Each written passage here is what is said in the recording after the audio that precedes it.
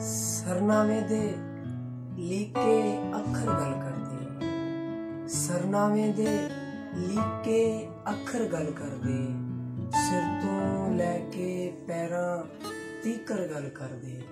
ਸਰਨਾਵੇਂ ਦੇ ਲੀਕੇ ਅੱਖਰ ਗੱਲ ਕਰਦੇ, ਸਿਰ ਤੋਂ ਲੈ ਕੇ ਪੈਰਾਂ ਤੀਕਰ ਗੱਲ ਕਰਦੇ।